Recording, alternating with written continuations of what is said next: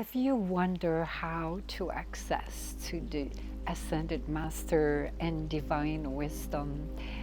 I've been getting many emails, and this is one of the questions that comes often: how to access through the Akasha. And this is a big misconception because most people think it's done through their mind and through their emotion. Let's demystify this enigma to really go truly, honestly experiencing what is to be in contact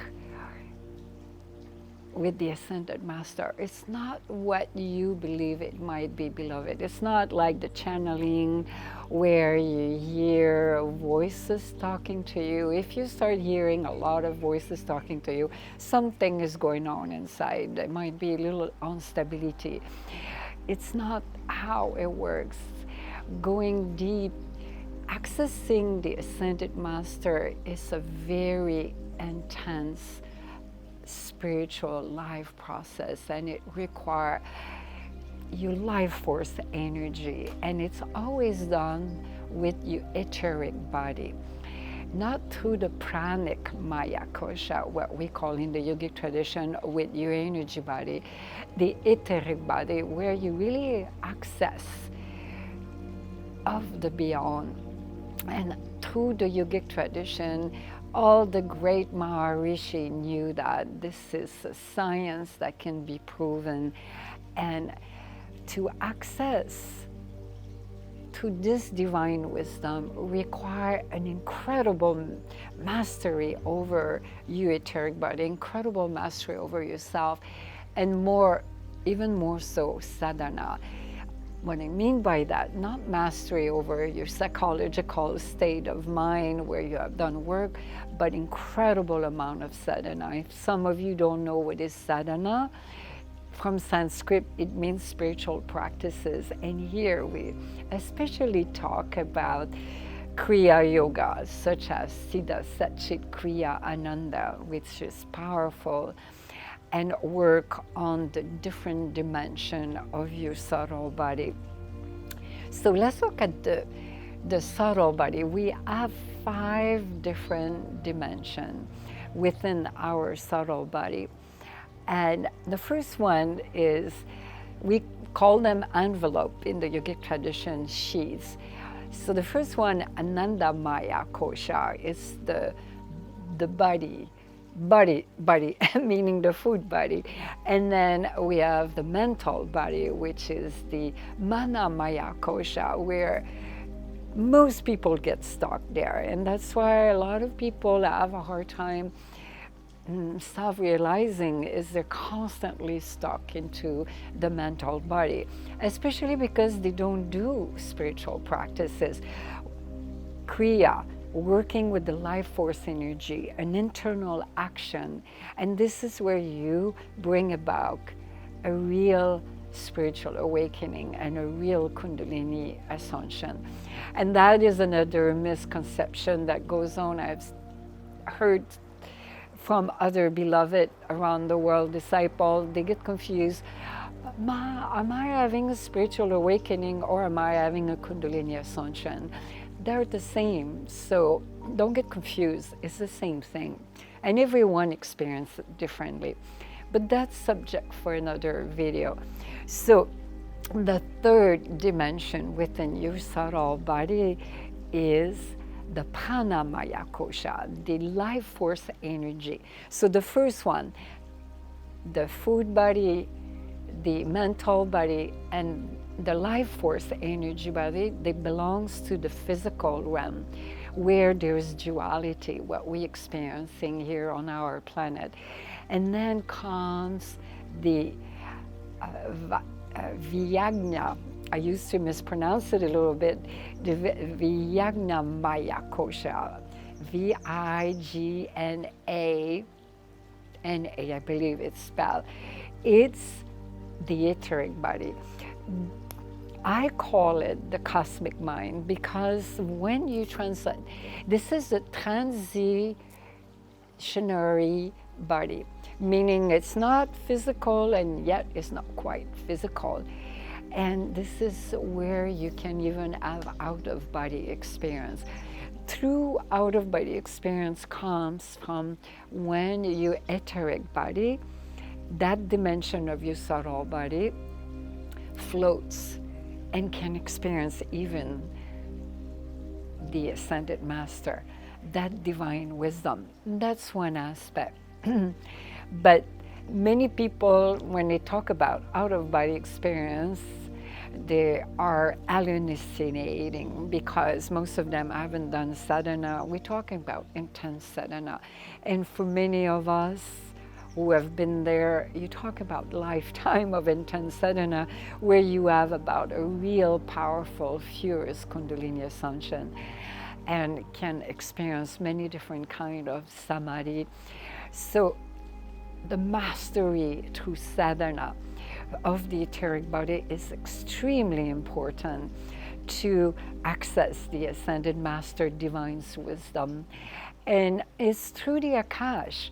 This is the beginning of accessing them, the Ananda Maya Kosha, the bliss body. I also call it the Siddha Satchit Kriya Ananda.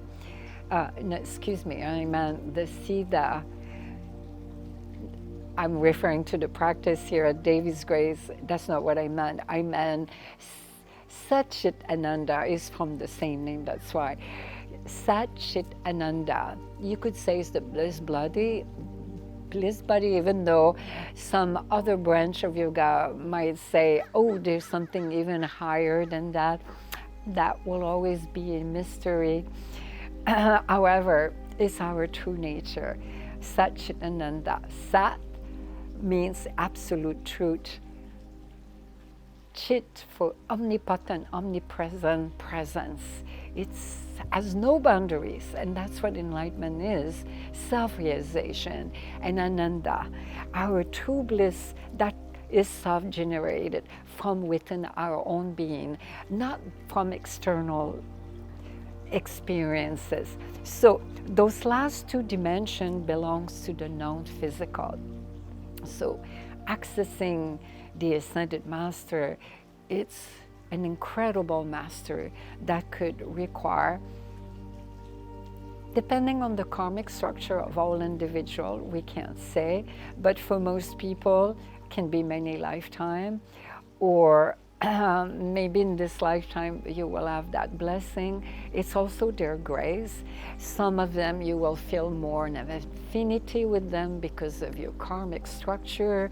If you, let's say you were on the path, on the spiritual path in other lifetime, and then you were really connected, let's say with Mahavatar Babaji Gorakshanath, like for this one,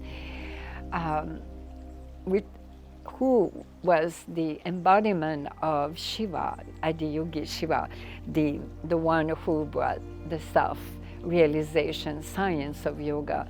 Then when you reincarnate and you continue your evolution and you self-realize, then you have gained a certain mastery over your Vigna Maya Kosha. So it becomes easier to access certain deity. And as you have stabilized that mastery, then pay attention to this, because this is another very important yogic tool that I impart in my program, is the way you can work with a deity. But it requires certain level of mastery, though, to bring about a deity or an ascended master or a Mahavatar or a Maharishi, a great sage, and you hold it into your third eye, the vision. And this is where in Tantra, you can really use the power of your imagination. But don't try that if you don't have a certain mastery yet over your etheric body. Work on doing sadhana. And then eventually you can bring more this aspect. And by the way, if you're not aware, you're new to our channel, every month the second Monday of the month, you come and join the Drinking Bliss Divine Satsang. Every month we have phenomenal time together where there is guided meditation, imparting divine spiritual wisdom and knowledge, and different topic and transmission. So come and join us 7 p.m. Pacific time. And so the Ascended Master are there. I will tell you. And when you mean the Maharishi, they are also Ascended Master. What it means, Ascended Master, it means a self-realized yogi. Someone, yogi is just mean one who have become one with the whole of existence. Either they came here on earth and they self-realize. Not all Ascended Master have come in some ways, but a good majority, we would say, were here for thousands of years or maybe not long ago, and they have attained a certain level where they don't need to reincarnate on the physical plane. Maybe they work on a different realm, and some of them have taken Mahasamadhi, where they have dissolved. But those Ascended Masters always leave a print out. If they have gone in Mahasamadhi, you will feel their energetic, you could say their field, their energetic field, you will have a transmission. So how to access them is always through your etheric body, where you allow that connection to happen deep within yourself. It's a very intense spiritual process. So I was going to share with you, are you willing for a little story? I've traveled a lot intensively, done a lot of pilgrim. I've gone to Kedarnath Temple. Kedarnath Temple is up in the Himalaya. It's considered one of the 12 Jyotirlinga for Shiva. It takes 8 hours to climb there. That was a phenomenal, powerful trip. But let me tell you the story of another pilgrim when I was with Prashant. At that time, we were in the south of India in a temple for Lord Morgan. Morgan is in Tamil, but in the language of Tamil, but in Sanskrit I think he is called Karnatika. He's a deity, you could say, really powerful. He's known in the yogic tradition as a warrior, as the son of Shiva, of Adiyogi, and according to the myth. And some of the myth, I could tell you, when I experience them, I know that there is something really mystical about it, and something real and true, because when you experience a deity coming through, it's inevitable if you go into some kind of a samadhi, if especially this like nirvakalpa samadhi, you can bring back a lot of insight, a lot of revelation. And sometimes when you have gained a lot of mastery, a lot of experience, it becomes easier and easier. Sometimes just in meditation, you tap into that energetic field, that frequency, where it's easy to download from the Akasha. It's not through the mind. Again, forget about the Maya, the Mana Maya Kosha, the mental body. It's beyond that, beloved. It's tapping into the cosmic mind, the Vignya Maya Kosha. So I was at this temple. My husband took a photo because we were right by the linga. And when you go in a temple like that, it's not to pray or it's to embed and take in the energy of the temple. And there was a linga, there were actually many linga in energy form. And I just closed my eyes, and as they were doing an offering, a puja, the deity, you could call it whatever you want, that Ascended Master in some ways, like I've said, not all Ascended Master, those words are interchangeable, sometimes like celestial being, ascended master, Mahavatar.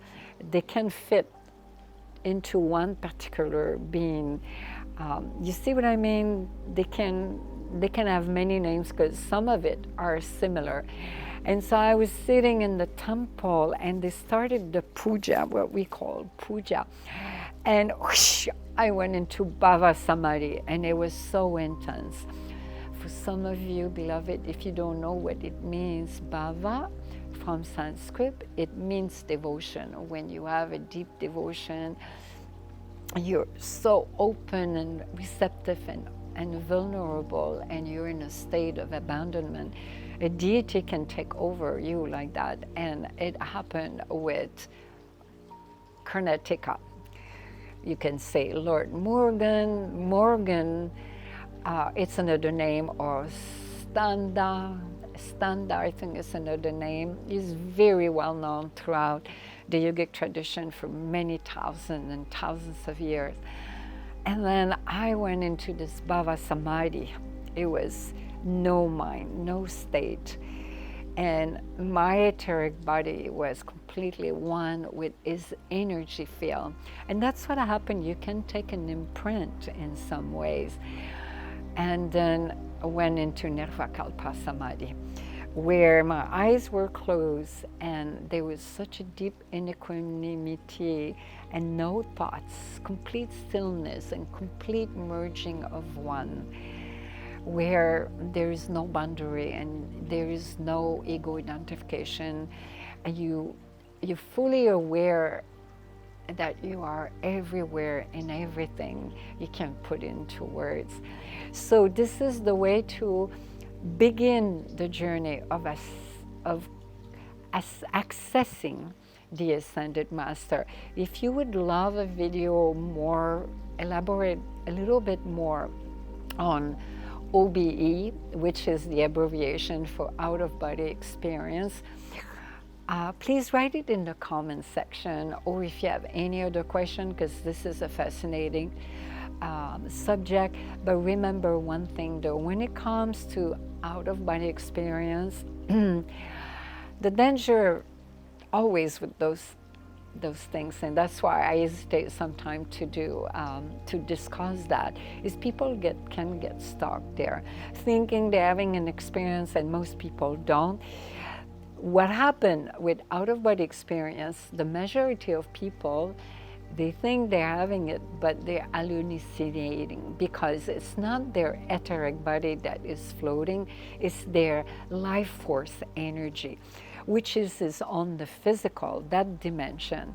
And so, and it's a powerful experience, and you think you really had an out-of-body experience, but the reality is you didn't. It was not your etheric body. It was that dimension of you, the prana maya kosha. So I hesitate, and in the long run, the reality of all this, beloved, is, does it really, really make a big difference on your spiritual journey and ascension and self-realization? Not really. For most people, because most people, it becomes an obstacle. They get caught up with that. There are even schools in India that focus on that, and it's almost purely for entertainment. And I think it's called Prana Kaya Preshava, something like that. I forgot the name, it doesn't matter, it's irrelevant, because we don't want to focus on that. But so if you enjoyed this video and you find it helpful, and I'm sure there was some insight for you, and I know for some of you might be a lot, write down your question, reach out, and share it with your friends and your family. And what is it for you that you feel like maybe you had an experience that felt like you were accessing an ascended master?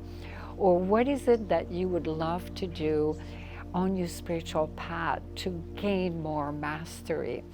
Because it's not just Kriya, it's mindful practices, walking meditation, a lot of meditation, like dharana meditation, which is a samyama form. There's so many, many yogic tools, and it will empower you to a completely new level.